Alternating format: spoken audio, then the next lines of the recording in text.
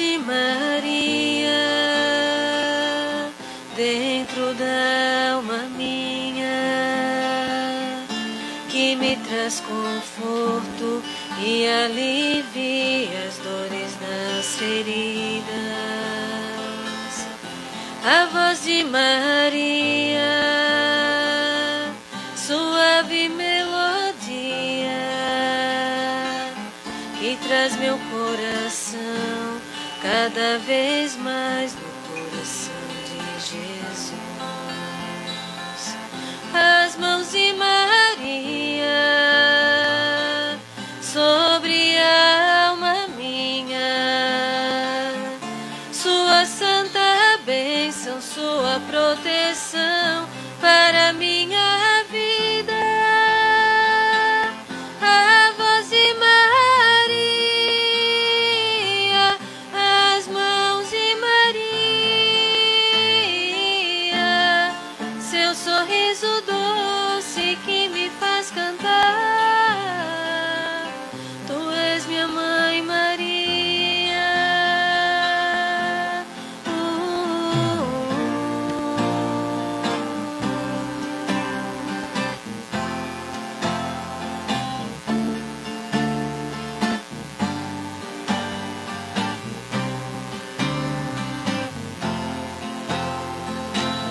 Os olhos de Maria dentro da alma minha, aquece o coração, retira a frieza e a perdoar ensina. O amor de Maria, tão doce poesia, dentro do coração sussurra mais e mais o nome de Jesus. O olhar de Maria dentro da alma minha, tão linda beleza, imensa ternura e harmonia. A voz de Maria, o olhar de Maria, seu sorriso doce que me faz cantar. Tu és minha mãe Maria. Os olhos de Maria dentro da alma minha, aquece o coração, retira a frieza e a perdoar ensina. O amor de Maria, tão doce poesia, dentro do coração sussurra mais e mais o nome de Jesus. O olhar de Maria dentro da alma minha, tão linda beleza, imensa ternura e harmonia. A voz de Maria, o olhar de Maria. Boa noite a todos. Sejam todos bem-vindos a esta Casa de Luz. Nós iniciaremos então com a leitura do livro Caminho, Verdade e Vida, de Chico Xavier. E a leitura chama-se Dons. Certificando-se o homem de que coisa alguma possui de bom, sem que Deus lhe o conceda, a vida na terra ganhará novos rumos. Diz a sabedoria desde a antiguidade: faze de tua parte e o Senhor te ajudará.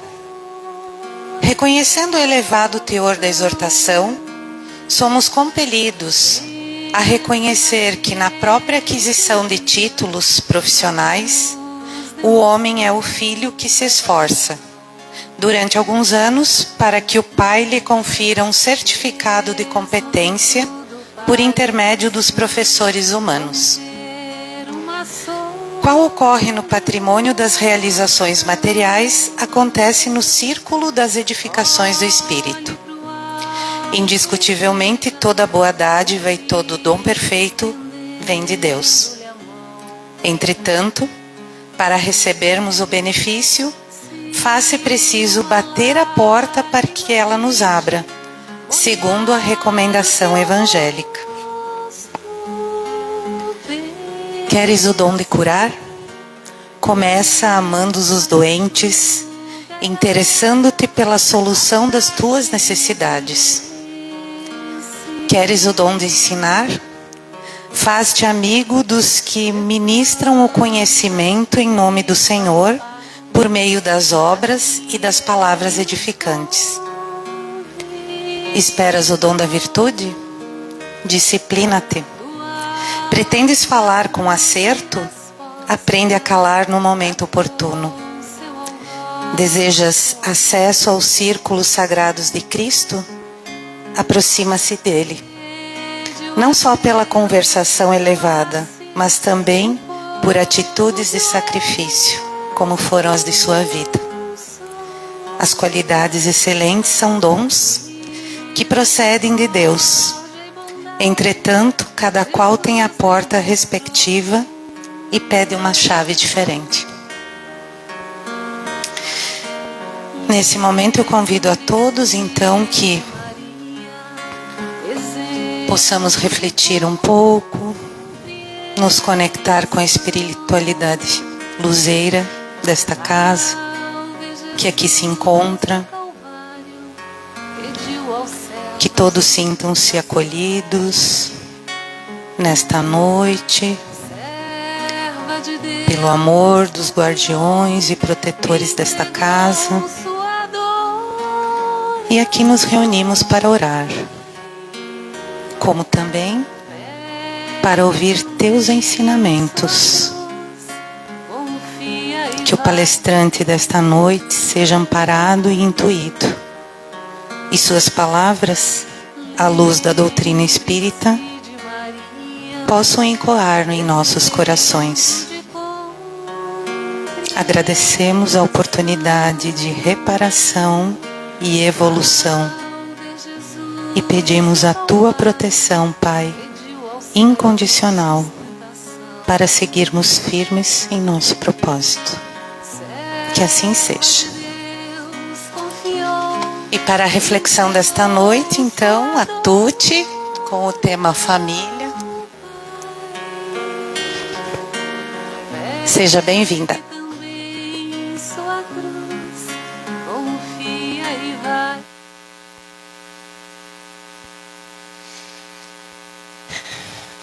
Boa noite a todos.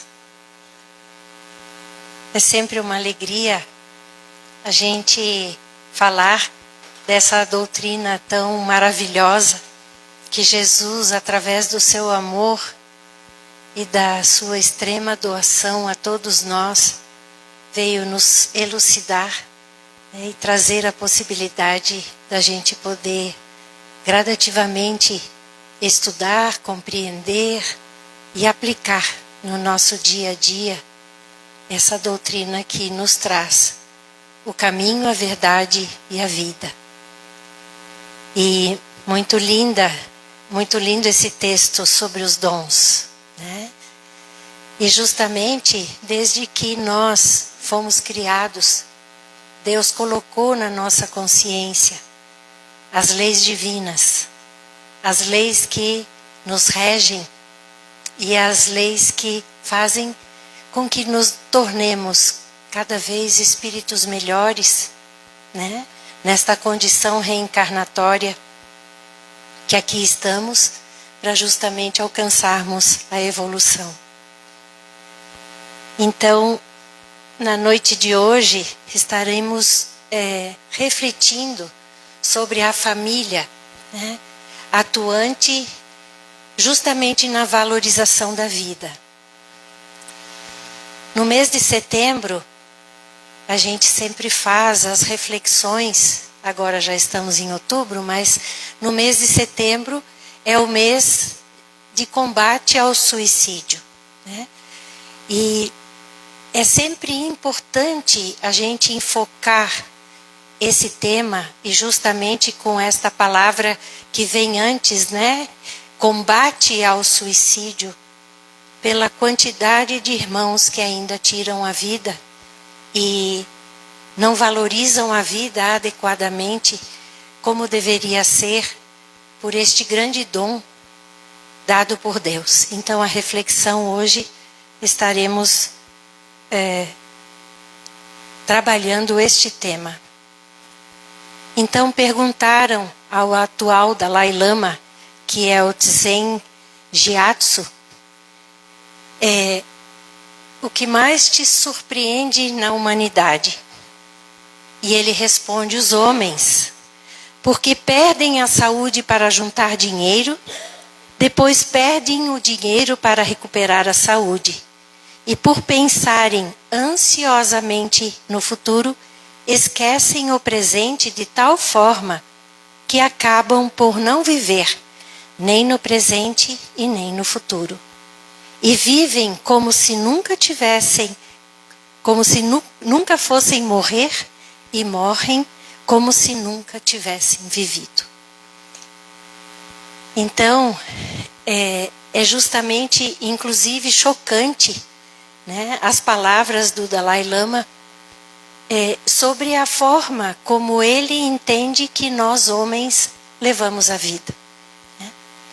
Que nós vivemos de uma forma, às vezes, tão distante da divindade e dos nossos propósitos em estarmos aqui, e que justamente achei por bem trazer esta fala, este pensamento de Dalai Lama, para que a gente possa fazer uma ponte, né, justamente com aquilo que leva uma pessoa a querer desistir da vida e não valorizar a vida, né, indo atrás justamente de algo muito duro, muito difícil, e numa dor muito grande, a pessoa não sabe mais o que fazer, não pede a ajuda para aqueles mais próximos, e então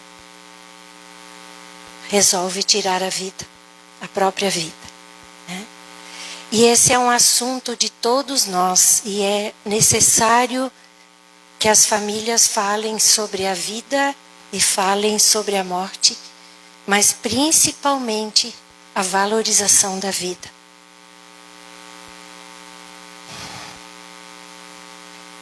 Então, nesse slidezinho, né?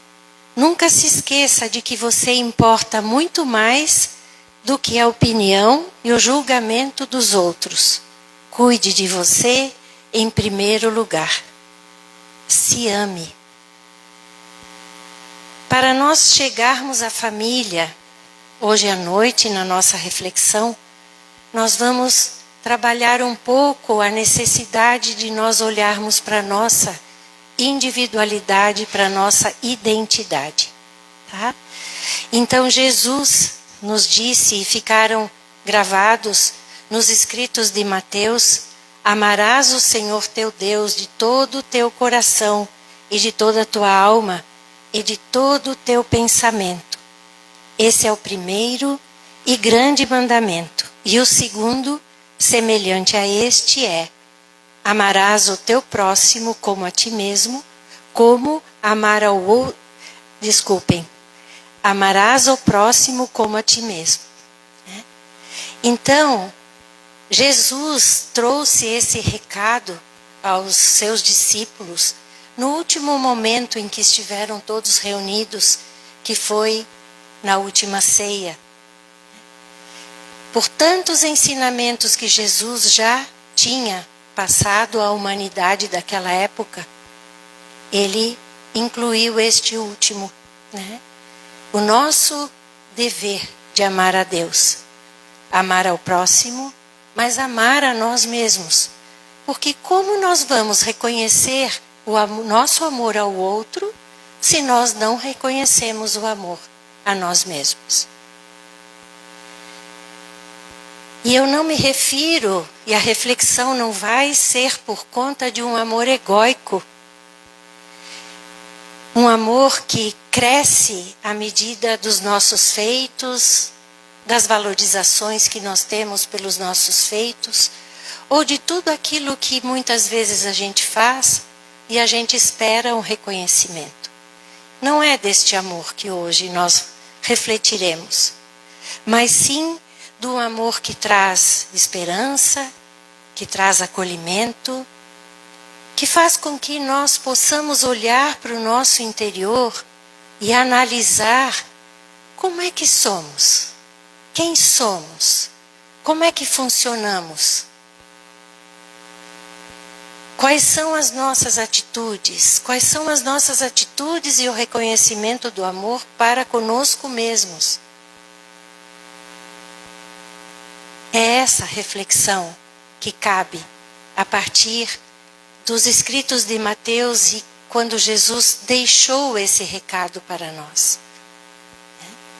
E é justamente esse amor que está no nosso coração, que contribui para o reconhecimento de quem somos e o trabalho da edificação melhor do nosso espírito, que nós vamos ter a oportunidade de nos conectarmos à espiritualidade maior. Porque quando nós estamos num pensamento egóico, este pensamento ele não é ampliado, ele está em quem somos, num reconhecimento mais raso. E a proposta é que nós nos reconheçamos profundamente. E quando isso acontece, então do ego nós passamos à construção de um self. E é justamente por este self que existe a conexão, nossa conexão com a espiritualidade. Porque nós somos divinos. Nós fomos criados por Deus à sua semelhança. E qual é a expectativa de Deus? Que nós gradativamente vamos nos melhorando. Fomos criados simples e ignorantes, mas com toda a possibilidade de nós evoluirmos. E é aí que se constata o nosso livre-arbítrio, né? Nós temos essa condição de fazer as nossas escolhas, de viver do jeito que a gente escolhe, seja este viver consciente ou não, ou inconsciente. Então é justamente por esta grande possibilidade de nós estarmos conectados com Deus, é que justamente o autoconhecimento e o autodescobrimento farão com que a nossa conexão com a divindade aconteça de uma forma muito naturalizada. A doutrina espírita, através dos escritos de Joana de Ângeles, ela traz toda a coleção dela, que é composta de 16 livros, e Joana de Ângeles fala muito no autodescobrimento e no autoconhecimento, como este sendo um caminho para o nosso desenvolvimento moral. Um caminho para que nós consigamos transitar por esse planeta material, aproveitarmos tudo que esse planeta tem para a nossa evolução, inclusive, né? E é justamente através disso que nós vamos gradativamente buscando este autoconhecimento, porque do autodescobrimento e do autoconhecimento, nós vamos também olhando para o nosso interior e fazendo as escolhas. Isso eu posso mudar? Isso eu preciso mudar? Isso eu ainda não enxergo, né? E muito do que nós temos para mudar, nós ainda não enxergamos. E nós precisamos aprimorar isso, né? E deixo aqui uma outra indicação, né, do livro de Marlon Reikdal, Em Busca de Si Mesmo. É um livro excelente que ele, espírita, psicólogo e estudante de filosofia, ele esclarece a importância justamente para que nós possamos aceitar esta condição humana e aceitar a questão de que estamos aqui na evolução e não na acomodação e nem na anestesia, né? E o autodescobrimento, ele traz como uma possibilidade de filosofia de vida, né? Nós crescemos dentro de uma família, nós vamos gradativamente estudando, né? Nós vamos nos desenvolvendo profissionalmente, nós nos desenvolvemos no papel que nós ocupamos, quer seja dentro da família, quer seja dentro de um sistema de trabalho, né? Onde quer que nós transitemos, nós estamos desenvolvendo este indivíduo, este ser, né? Mas o autoconhecimento, ele vai trazer para nós um plus muito grande. E é uma busca incessante e tão benéfica quanto tudo aquilo que a gente fez para estarmos hoje produzindo profissionalmente. Porque o autodescobrimento, ele vai estar atingindo diretamente o nosso espírito. É uma condição de vida que nós vamos, através da reflexão, através das leituras, através dos estudos que a doutrina espírita disponibiliza para nós, né? Abrindo os nossos olhos, que não são os físicos, mas justamente olhando para o nosso interior. Então ele faz um convite. Ele diz, vai para dentro, né? Interioriza. Busca dentro de você essa conexão maravilhosa de você para com você mesmo. Quantas vezes que a gente conversando com as pessoas, é como se o interior de cada um fosse alguém muito distante, enquanto que está próximo, está dentro. Nós somos um só. Então esse convite, vai para dentro, o Marlon Reikdal faz para a gente, e é muito importante essa obra, para que a gente possa realmente transitar mais por essa filosofia de vida do autodescobrimento.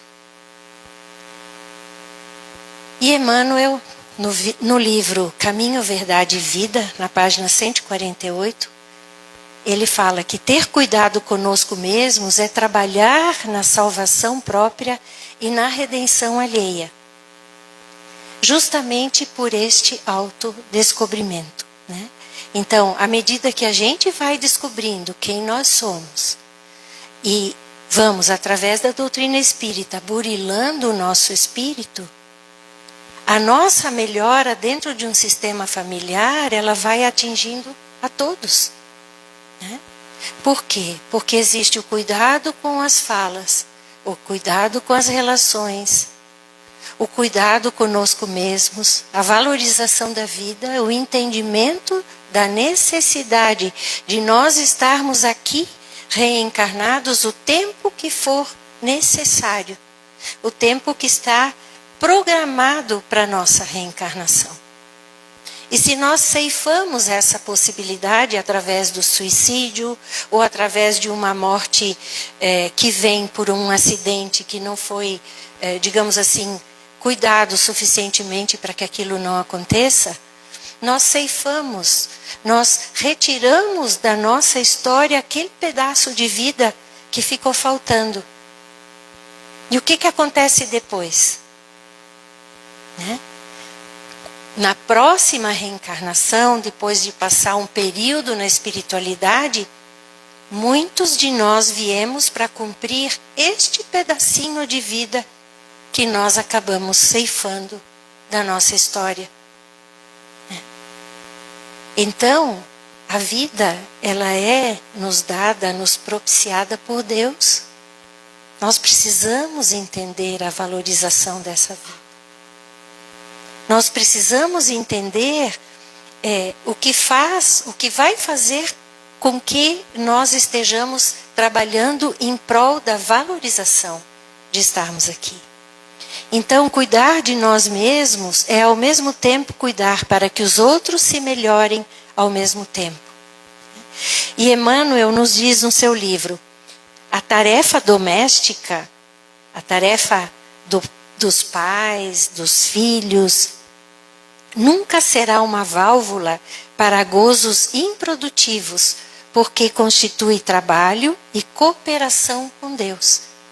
Então, tudo aquilo que a gente faz para o melhor, para o outro e para si mesmo, né, nós estamos também encaminhando para Deus esse jeito de ser, esta maneira de nós nos relacionarmos.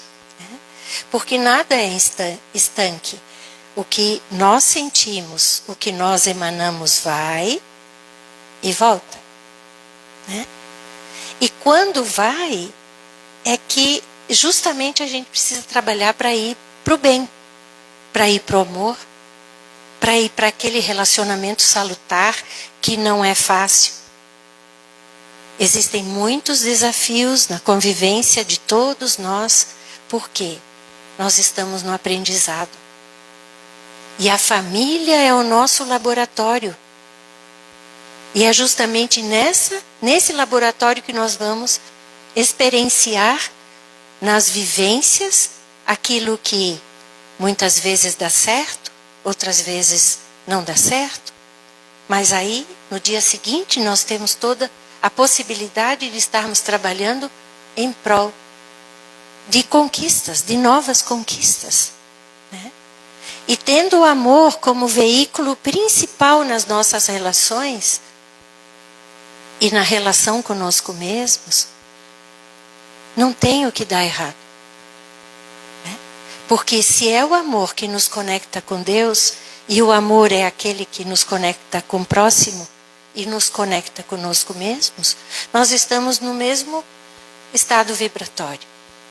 E é justamente nesta vibração que nós precisamos estar para gradativamente nós irmos evoluindo. E Emmanuel, ele continua.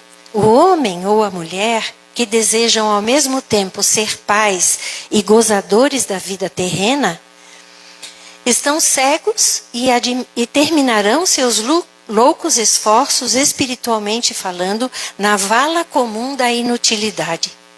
Debalde se improvisarão sociólogos para substituir a educação no lar por cuidados de outrem. Os cuidados de um filho precisam ser de responsabilidade dos pais e, na ausência deles, de pessoas que assumam essa responsabilidade. Porque todos nós somos corresponsáveis, né? Corresponsáveis ou responsáveis diretos, por exemplo, na educação de uma criança. Né? E quando os equívocos acontecem, que é natural na vida de nós, seres humanos, de todos nós temos o arrependimento, nós temos a oração, nós temos o entendimento da doutrina espírita para justamente nos fortalecer e nos encaminhar para uma realidade de acerto e de amor. Então, como que nós podemos construir um ambiente seguro e acolhedor na família para não incentivar o suicídio? Né? Hoje eu estava revendo essa palestra que eu acabei fazendo lá na Casa do Caminho no dia 24, e eu ia trocar essa palavra, incentivar o suicídio. Né? Achei essa palavra muito forte. Né? Na verdade, é debelar, é trabalhar para que esta família possa se estruturar de uma forma onde o entendimento e o amor esteja presente. Né? Mas, enfim, não troquei e ficou. Então, da busca por nós mesmos, nós vamos trabalhar agora a questão da família. Né? Que justamente na família, que são as formadoras de pais e filhos do relacionamento conjugal, e todos experienciando e aprendendo. Os pais, por exemplo, passando pela experiência da paternidade e maternidade, desenvolvem a noção do cuidado dos filhos. Porque é aí que acontece o aprendizado. Quando nós temos o primeiro filho, nós ainda não vivemos nesta encarnação a experiência da paternidade e da maternidade. Então eu digo que o primeiro filho, ele está sempre na linha de frente, junto com os pais, no aprendizado. E dentro da família, nós temos as principais vivências de como é que vive um casal, né? Quando nós estamos na família de origem, a gente olha para o casamento dos nossos pais e é a referência de conjugalidade que nós temos, né? Depois a gente vai casar ou vai morar junto e aí vem a nossa experiência de conjugalidade. E que muitas vezes nós trazemos para o nosso casamento as heranças, aquelas que a gente verificou como filhos no relacionamento conjugal, né? E nem sempre a gente para dizer, isso eu quero, isso eu não quero, né? Meu pai e minha mãe se relacionaram desse jeito. Eu quero tudo para mim? Não, eu quero fazer escolhas. Porque até a palavra evolução, ela fala sobre isso. Nós evoluímos quando nós gradativamente vamos aprimorando. E a reencarnação é isso, né? Então, as referências nós temos na nossa família de origem. E quando a gente vai casar, morar junto e constituir uma família, essas experiências elas vêm na nossa bagagem, mas nós temos as condições para olhar para aquilo que é bom e aderir, e olhar para aquilo que não é tão bom assim e dizer, eu vou fazer diferente, né? Principalmente nesta fase que nós vivemos, onde nós temos muitos vídeos, muitas informações, muitas palestras. Se a gente quiser passar o dia inteiro e 365 dias no ano assistindo palestras, o YouTube nos propicia, né? Então, esse conhecimento que os nossos pais lá atrás não tiveram, nós podemos adquirir.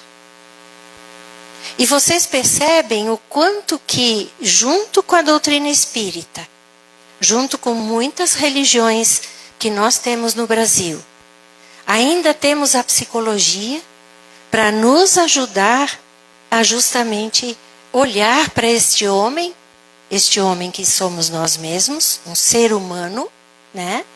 E podermos justamente trabalhar na evolução. Então, é nesse laboratório que se chama família que nós vamos fazendo essas experiências diárias, com as reflexões, os diálogos, e olhando para todas essas relações. Mas muitas vezes a gente fecha os olhos para isso. A vida, a correria da vida, a rotina da vida, ela é tão grande que nem sempre a gente para e silenciosamente verifica, observa, o que é muito bom. Então, nós viemos, né? Eu já estou numa faixa etária mais da terceira idade, mas muitos de nós já vivemos em famílias onde a conversa, né, o falar, o escutar, ele não era muito esmerado, digamos assim, né? Menino não podia chorar porque era menino. Se menina chorasse muito, é porque ela era muito frágil, né? Então a vida foi nos construindo de uma forma que nós fomos aprendendo a usar defesas. E essas defesas emocionais nos retiram do nosso vai para dentro, da possibilidade de nós interiorizarmos e podermos analisar. Tá, mas eu estou com vontade de chorar? Deixa eu chorar. A vida nos traz tristezas. E um tempo atrás, até algumas pessoas diziam, você está triste? Não, não era triste que diziam, você está depressivo. Não. A tristeza faz parte da raça humana. Nós estamos tristes em alguns momentos, sim. Agora, se essa tristeza ela vai ficando, perdurando por muito tempo, ela pode sim se transformar numa depressão. Né? E eu falo isso por quê? Porque muitas vezes a gente não pode ficar triste. Mas por que você está triste? Fica alegre, esquece isso. Não dá para esquecer aquilo que machuca a gente. A gente precisa refletir e reformular. Né? Então, o ser humano muitas vezes tem muita pressa para ser feliz. E achando que a felicidade, ela se constitui em 24 horas por dia, em 365 dias por semana. E isso não é verdade. Nós não somos felizes o tempo todo. Se nós fôssemos felizes o tempo todo, nós não estaríamos reencarnados nesse planeta. Nós já estaríamos em planetas muito superiores. Então, é olhar para essa tristeza. É entender que sentimentos ficaram enclausurados dentro de nós. E que justamente contribuem para que nós não façamos um reconhecimento de quem somos. Porque as verdades, elas existem de muitas formas. E lá dentro, as nossas verdades, quando é que nós vamos acessar? Essas sim são as verdades. Né? E o Marlon Reikdal, ele faz um comentário muito interessante no livro, que ele diz que nós somos mais constituídos por aquilo que a gente absorve do meio externo do que no nosso meio interno.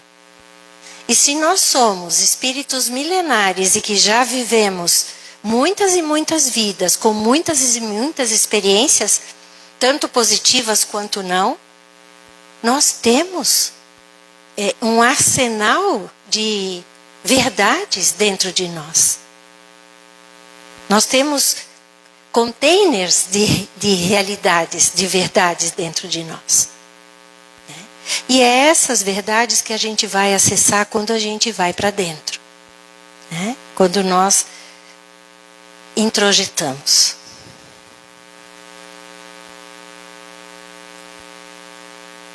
Muitas vezes vivemos assim, às cegas, né?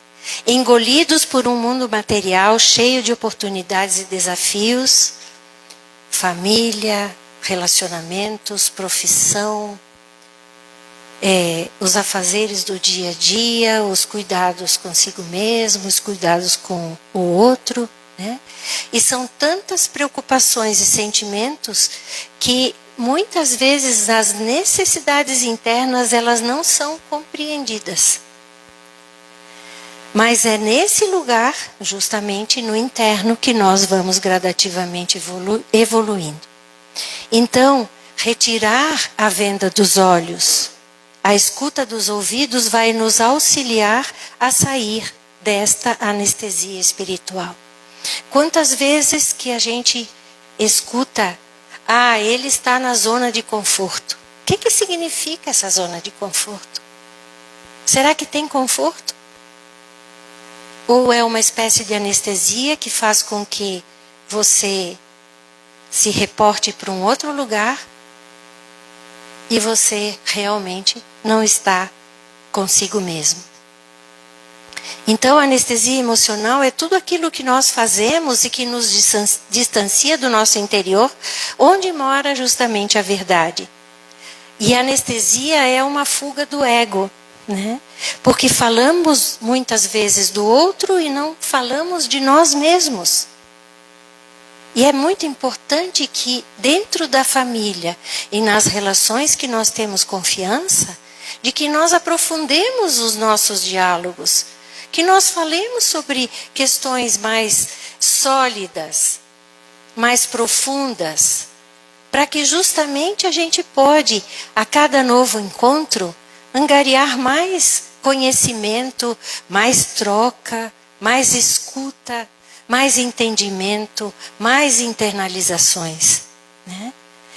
E a anestesia, ela muitas vezes ela tem uma relação muito grande com aquilo que a gente, o número de horas, por exemplo, que a gente despende no celular, olhando rede social.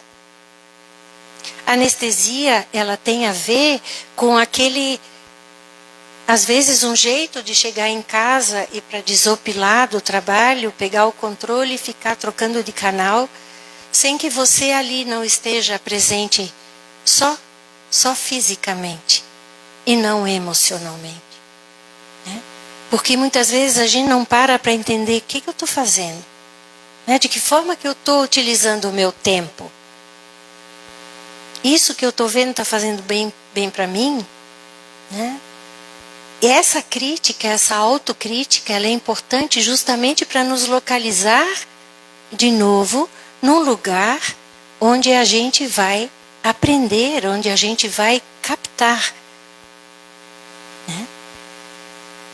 E existem outras formas da gente também se anestesiar. Né? As medicações excessivas, algumas drogas, o consumo excessivo de bebida alcoólica. Né? E são esses comportamentos que vão nos tirando da realidade e nos inserindo em realidades que são ilusórias. Então vamos ter cuidado com essa anestesia e justamente aproveitar esse momento e retirarmos as vendas, e que justamente é um convite para as verdadeiras experiências da vida. Coloco aqui as figurinhas do Divertidamente. Né? Se já não viram, eu gostaria de indicar que o Divertidamente 1 e o Divertidamente 2 fossem vistos. Não são filmes só para crianças. São filmes para nós adultos. Porque lá na nossa infância, dentro da nossa família, dificilmente se falava em sentimentos. E hoje, esses filmes e muitos outros, eles vêm para justamente nos elucidar disso. É necessário que nós falemos sobre sentimentos. E para falar sobre sentimentos, nós precisamos identificar os sentimentos. E as crianças bem pequenininhas, né, elas já têm condições de estar entendendo como que está o emocional. E quais são os ganhos disso? Os ganhos justamente são que desde pequeninhos vão aderindo a esta filosofia de vida que é o autodescobrimento e o autoconhecimento. E claro que a partir do reconhecimento dos sentimentos, vem também a intenção e o desejo de saber lidar com eles. O que eu faço quando eu me frustro? Né? O que eu fazia lá na infância?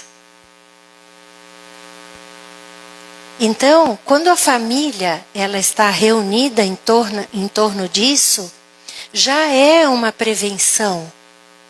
Já é uma idealização de valorização de vida.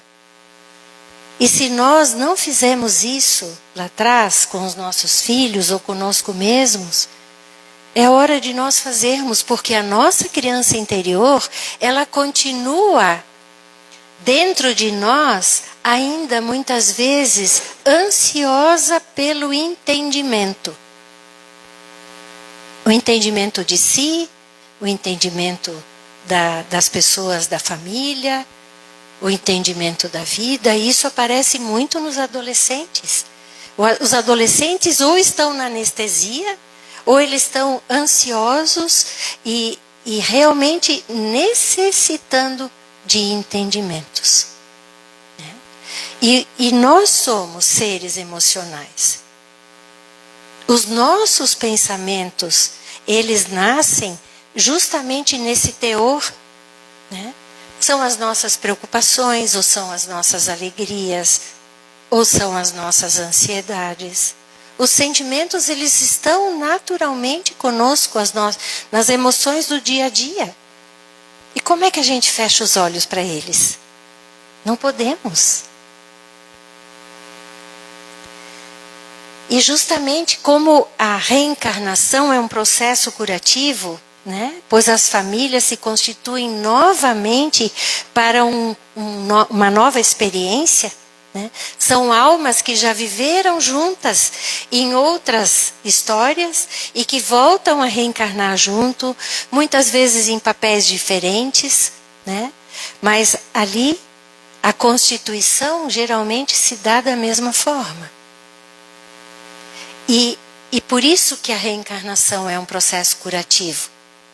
Porque aquilo que nós fizemos lá atrás, a maneira como nós nos relacionamos lá atrás, em outras vidas, essa é a oportunidade de nós podermos aprimorar.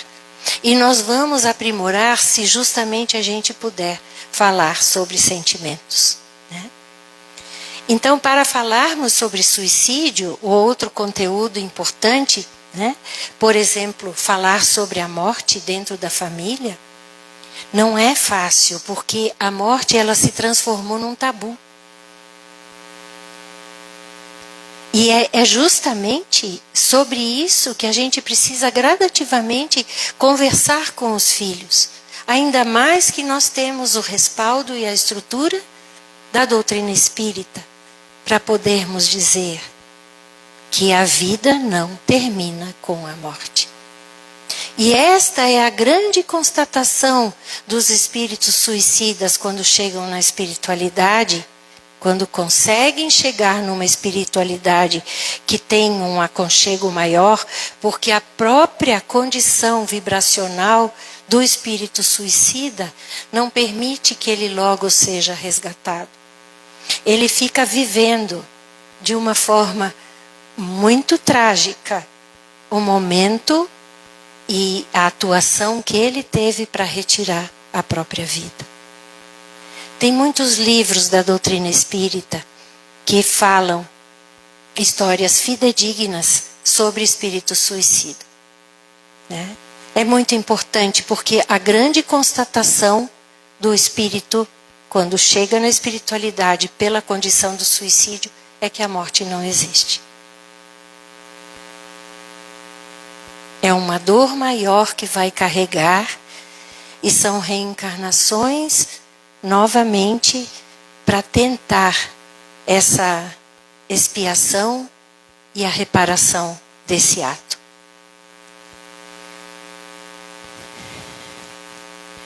Muitas vezes falar sobre esses temas como morte, como suicídio, como drogas, na família, a família impacta, né? A família trava. Mas é preciso falar sobre isso. Desde que foi mundialmente sendo tomada essa decisão de combate ao suicídio, né? Eu acredito e tenho a firme crença de que muitos suicídios deixaram de acontecer. Porque o suicídio passou de ser uma coisa velada para ser algo que está ali, o combate, né, através da CVV, que trabalha isso os 365 dias por ano.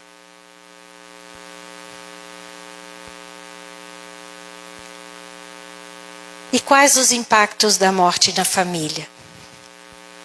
Eles são muito intensos, doloridos, com muito sofrimento. A família não espera que um ente querido que esteja doente, ou uma doença do corpo físico, ou uma doença da alma, desencadeie num suicídio. Então, é uma constatação muito difícil para a família lidar com isso, né? Muitas vezes os pais se perguntam, mas onde foi que eu errei?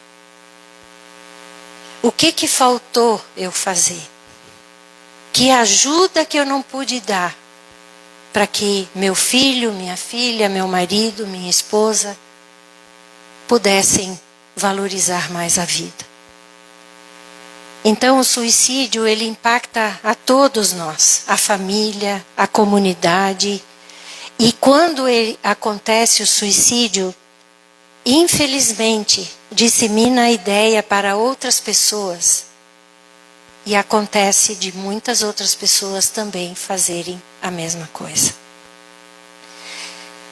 Então, em muitos momentos, a gente já ouviu pessoas dizendo assim: eu quero sumir, eu quero desaparecer, eu quero ser abduzido, né? Eu quero ser retirado desse mundo, né? Mas é uma fala onde está contido um grande sofrimento que a pessoa não sabe mais o que fazer para sair desta grande dor, né? E que muitas vezes a família, os amigos ouvindo isso dizem: quem avisa não se mata. Isso é uma crença. Se mata sim. Então é essa escuta que nós precisamos aprimorar. Que não é só aquele ouvir por ouvir, mas é entender o que o outro está querendo dizer. E aí que vem a necessidade de nós atuarmos no sentido de trazer a possibilidade de enxergar a vida e o trauma, a dificuldade de uma forma diferente. E não a morte. Nessas condições. E nós estamos aqui reencarnados não é para que nós soframos. Nós justamente estamos aqui reencarnados para nós expiarmos o passado e nós possamos então fazer uma vida de uma outra forma, né? Eu não sei se vocês já leram a obra da codificação kardeciana, que se chama Céu e Inferno. Céu e Inferno é uma obra escrita por Kardec e sua equipe, em comunicação com os espíritos, e traz muitos depoimentos de como é a morte para um espírito que tem a consciência da existência da vida após a morte. E depois tem os depoimentos dos espíritos que já são medianos. Então, medianos por quê? Porque o conhecimento já não é tão grande assim. E quando chegam na espiritualidade, então, percebem através de sua própria consciência a história que já passou, a história que já viveu, aquilo que fez, aquilo que vai precisar reparar, e muitos deles já pedem uma reencarnação quase que imediata. E nem sempre isso é possível, né?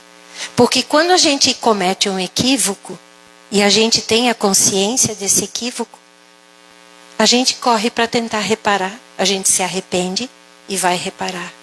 E é bem assim que acontece na espiritualidade, né? Segundo a leitura do Céu e Inferno. E na última parte dos depoimentos dos espíritos, vem os espíritos suicidas, né? Então, justamente a constatação quando chegam na espiritualidade é: mas eu não morri. E por que eu sofro? Né? Sofre porque o sofrimento, ele vai com a gente. As alegrias, elas vão com a gente. As nossas conquistas também estão nas nossas malas do perispírito. E é justamente neste momento, nessa transição da vida para a morte, que a nossa consciência ela fica muito mais desperta, digamos assim, e nós vamos tendo a consciência do que nós fizemos, do que nós deixamos de fazer, de quais eram os nossos propósitos, né? E aí muitas vezes a gente sofre de novo. Então, como evitar o suicídio na família? para falar sobre os sentimentos, tem uma técnica terapêutica que é difundida entre as famílias, né? Reunir as famílias, que seja uma vez por semana, num tempo de meia hora, 1 hora, sem televisão ligada, sem celular por perto, e falarem, todos os membros da família terão a oportunidade, nessa ocasião, de falar sobre os sentimentos, né? Falar sobre como é que se sentiu na escola, como é que foi na escola. Não é só aquele, filho, como é que foi na escola? Tudo bem. Eles são monossilábicos nas respostas. Não é isso. O que você sentiu? E isso vai trazer a possibilidade de cada um colocar a sua experiência de vida. E os filhos, eles crescem muito com a experiência de vida dos pais, né? Então, essa é uma prática que traz uma união que não é superficial, ela é profunda. Por quê? Porque ela está justamente regada aos sentimentos, às emoções, né? E é justamente nessa hora que a família vai aguçando a percepção um do outro. Vai se conhecendo intimamente. E esse conhecimento vai trazer a possibilidade de formularem então uma via de mão dupla. Vai e volta. Pergunta e escuta a resposta, né? Mas tudo com amorosidade. Tudo com uma condição delicada de acolhimento. É isso que a família precisa, acolhimento. Prestar atenção na mudança de comportamento, né? Principalmente os adolescentes, quando num dia que não está tão frio, e eles estão vestidos dos pés à cabeça, às vezes até com o capuz do moletom sob a cabeça. Mas por que você está vestido assim? O que aconteceu? E esperar falar. Dá o tempo para falar. Se não é naquele minuto, acolhe novamente no dia seguinte. Muitas vezes o adolescente se autoflagela. Criança se autoflagela. E se escondem através da roupa. E os pais muitas vezes não sabem. Os adolescentes, eles conversam entre si sobre isso. E às vezes até há um certo incentivo no sentido de cortar a pele, cortar o próprio corpo para não sentir a dor emocional. A dor emocional existe e ela dói muito. Mas precisa desse acolhimento para que justamente a família possa ajudar. Então, sentimentos de frustração, né? Como é que hoje as crianças e os adolescentes estão lidando com isso? A frustração faz parte da nossa vida, gente. Frustração mais rejeição, sentimento de rejeição, sentimento de solidão, de baixa estima. Que recursos uma pessoa assim vai ter para poder olhar para si e dizer: eu quero viver, eu quero valorizar a vida. Então, nós precisamos estar sem venda nos olhos, sem anestesia, para justamente dentro das famílias tudo isso poder ser visto. Oferecer apoio. Mesmo que a gente não saiba o que está acontecendo com o outro. Procurar saber, se for possível, perguntar com amorosidade. Não permitir e não promover a violência dentro da família. O mundo ainda está vivendo muitas violências. E dentro das famílias existem muitas violências. E uma das violências silenciosas é a negligência. A criança cai, machucou, ralou lá o joelho. Ah, não foi nada, logo vai passar. Não é bem assim. Ela ralou o joelho. Então vamos pegar no colo, vamos dar atenção. Vamos mostrar preocupação, a mamãe vai passar um remedinho e tudo isso vai se resolver. A criança precisa dessa devolutiva dos pais. A criança necessita se sentir cuidada e amparada. Então, a compreensão de um ato de fúria, uma palavra áspera, num momento de irritação, né, que muitas vezes a gente acaba participando disso e a gente acaba se irritando mais ainda, né? Alguém precisa diminuir esse grau de irritação dentro de uma família. Muitas vezes são as crianças que pedem para parar, né? Senão fica naquela história, né? Digamos que um gerente de fábrica recebeu uma chamada de atenção inadequada, né? O gerente vai, desconta no funcionário, o funcionário chega em casa, desconta na esposa, a esposa desconta no filho, o filho vai lá fora, chuta o cachorro e o cachorro sai e morde a perna de quem estiver passando na calçada. E a violência, ela tem esta escala, porque parece que todo mundo se contamina, né? E o que a gente precisa é cortar isso, interceptar, né? Aconteceu de ficar irritado, tudo bem, vamos acalmar, vamos tranquilizar, para poder dar a segurança e a harmonia dentro da família. Pais, filhos e netos, avós, buscar este afeto, né? E a compreensão de dificuldade que se instalou. Nós poderíamos fazer mais slides, né, de como estar evitando as dissensões dentro da família. Mas as dissensões, os conflitos, eles também precisam ser resolvidos. Porque senão aí acontece um arrastamento, né? Não se resolve, se posterga e assim vai indo. Então Chico Xavier diz para a gente que a morte é uma simples mudança de veste.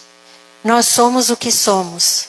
Depois do sepulcro, não encontramos senão o paraíso ou o inferno criados por nós mesmos. É justamente o que os espíritos amigos comunicam no livro Céu e Inferno.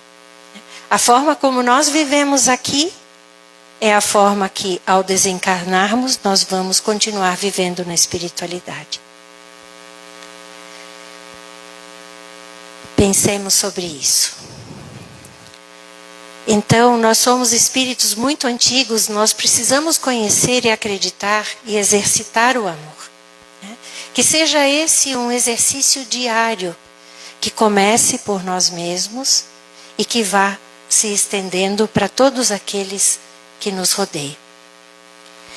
E eu gostaria de finalizar dizendo que quando temos consciência de nós mesmos, do que estamos fazendo aqui neste mundo e que não queremos morrer, queremos viver, reconstruir, apaziguar, guardar as leis divinas e utilizá-las no dia a dia, nós iremos aprimorar o amor em nós, trabalhando incessantemente na reforma íntima. Lembrando que o self nos conecta a Deus. Então fica o convite. Vai para dentro. Muito obrigada.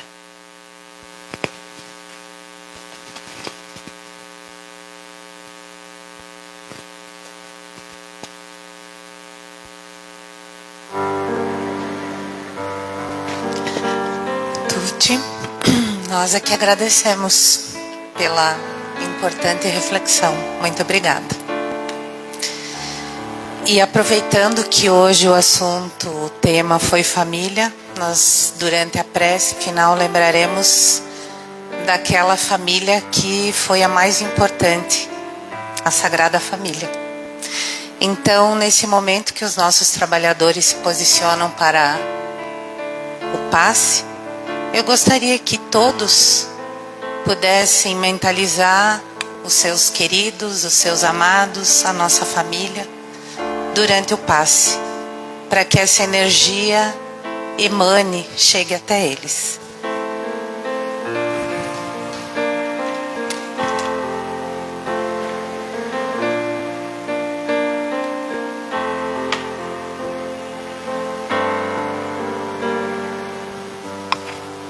Jesus, Maria, José. Sagrada entre as sagradas famílias de toda a humanidade, rogai por nós. O amor do filho, o amor da mãe, o amor do pai. É o caminho da verdade e da vida que nos leva para os páramos celestes, ensinando-nos o meio de nos redimirmos de todos os nossos desacertos ante o vosso sagrado exemplo.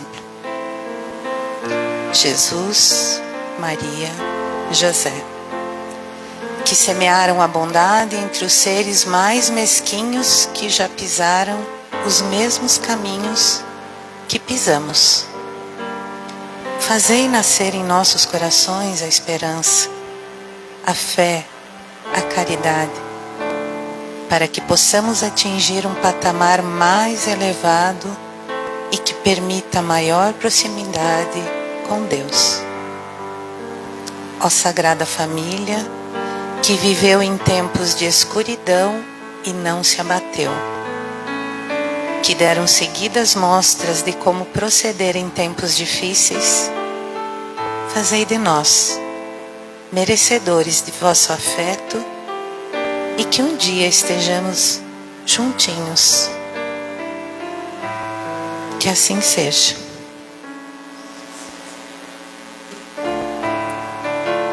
Agradecemos a todos, que todos retornem a seus lares com muita paz. Muita boa noite.